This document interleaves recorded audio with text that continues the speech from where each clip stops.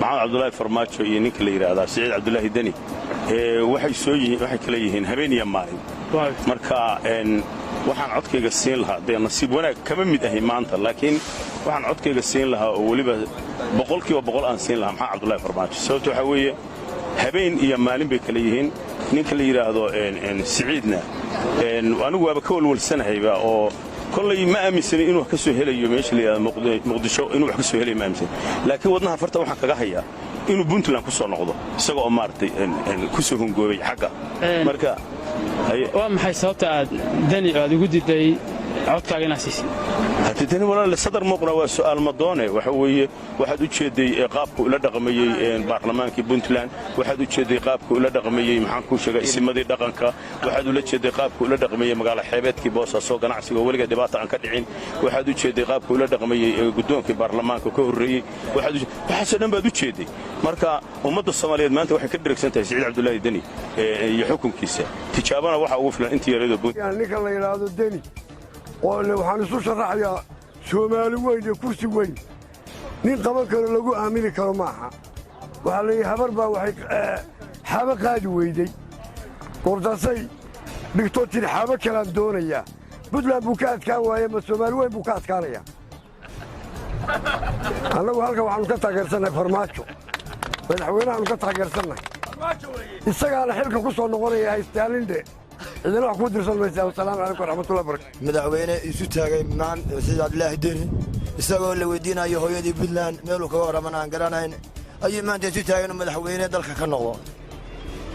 أنا وعن تاجر سنة دان الشعب خير برماد نبضي النور. فرتواح اللي المهما الصومالية بواحد مريض دجا الله يضرب سمر لبعض دجا أنا استجد. midaan u sheegayo kalena waxa weeye inta shacabka ku jiro ayaa codka doonaysidna ku jira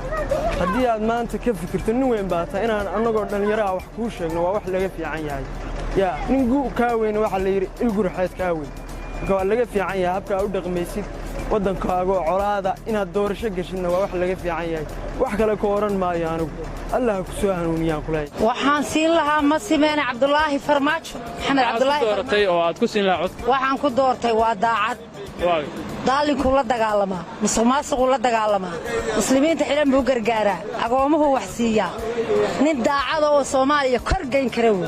farmaajaan siin lahaa haddaan xildhibaankii ahay farmaajo ninba kuma doorsaday waayo dalku horumar buu gaarayaa nimcu gaarayaa barwaaqu gaarayaa nin daacada oo waliya oo muslina oo muumin dalka u baahan ninna dalku u baahan marka anu ninka uu dalku u baahan yahay codkiisa siin lahaa waana farmaajo waxa ku dooratay farmaajo aad codkaaga ku siin lahayd sababtoo hadani hankiisa koowaad waxa weeye in uu hankiisa koowaad wuxuu noogu sheegay inuu yahay in uu farmaajo fiila Soomaaliya ka saaro ma aha hankiisu inuu noqdo madaxweyne dal iyo dad hogaamin kara sababta aad ku dooratay farmaajo maxay sababta aan ku doortay dalka u baahan sababtoo isbedel buu sameeyay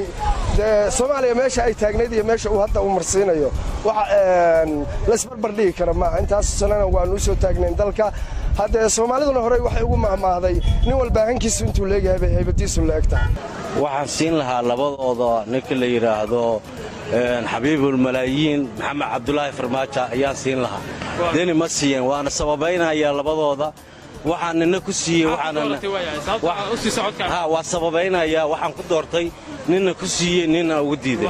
waxa weeye maxamed cabdulaahi farmaajo waa nin aadaab leh waa ninaan waxa weeye shakhsi personal attack aan lahayn oo aan lahayn macnaha shakhsigaasaan anugu la dirirahaya waa nin horumarka ciidamadii dhaqaalihii amnigii wax walba horumariyay way waxa salaam maxamed cabdulaahi farmaajo waayo dalka wax badan buu qabtay Soomaaliya dhan buu soo celiyay dalkii dhan buu mideeyay dalka xukuumay lacagta iyadii uu bedelay lacagna loo keenay laakiin lacagta iyadii noo soo celinaya farmaajo labada nin isku mid ma aha ninna wax buu qabtay ninna wax buu liqay ninkaan wadankan Puntland la yiraahdo walaalaha waa isku dira ninkaan Dani la yiraahdo dhaqaalihiisina isaga urusay isaga amaraad baa qaybsaday talkiina waa isku dilay waliga la doormayo waliga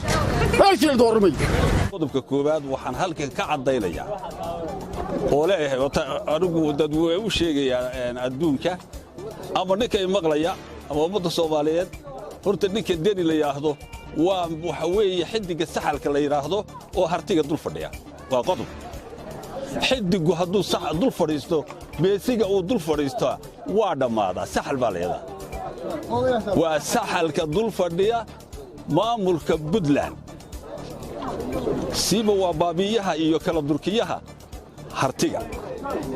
intaas waa qodob waxaan leeyahay taageersanahay madaxweynaha